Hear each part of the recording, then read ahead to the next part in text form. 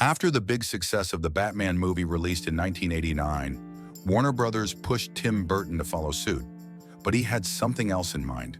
He wanted to adapt a macabre fairy tale he had created and drawn when he was young.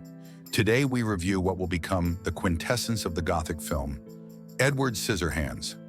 The first thing we notice is his music, composed by Danny Elfman. In a few notes, we understand directly the strange tone of the film. This is one of his most beautiful compositions. He will deal with the music of 17 films by Tim Burton. The film launched the career of Johnny Depp, with his interpretation very close to silent cinema, because he only said 169 words during the film. It is the first of the 8 collaborations between the actor and Tim Burton. The film was shot in a pavilion in Florida. The team rented and repainted about 50 houses for the duration of the shooting, about 4 months. The 50 houses were then repainted in their original colors once the film was over.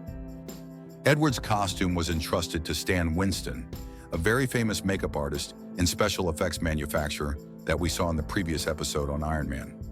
The costume itself was partly made up of pieces of fabric from the couch of Tim Burton's first apartment. The scissors were made well before the shooting to allow Johnny Depp to get used to them. Johnny Depp, moreover, refused to have his eyebrows shaved, so these are prostheses that were put on him every day by Stan Winston's team as well. Edward Scissorhands also marks the last appearance of Vincent Price in cinema. He died only a few years later. He left behind him a filmography of more than 100 films. Tim Burton was his biggest fan and friend. Here is the cult scene of the film, the one where the narrative structure of the story rests, that of an impossible love and the feeling of exclusion for people out of the ordinary, a theme that will return in many of the director's films.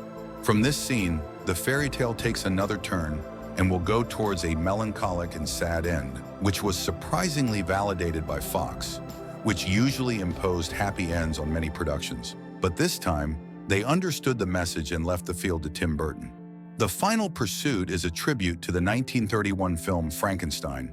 Fox's bet was rewarded because at its release in 1990, the film raised $86 million at the box office for a budget of about $20 million and allowed Tim Burton to impose himself as a high-level director with a unique universe whose leg would be recognizable many years later. Edward Scissorhands marked the Gothic genre with Red Iron and became a cornerstone of his director's career, a timeless masterpiece. See you soon for other films.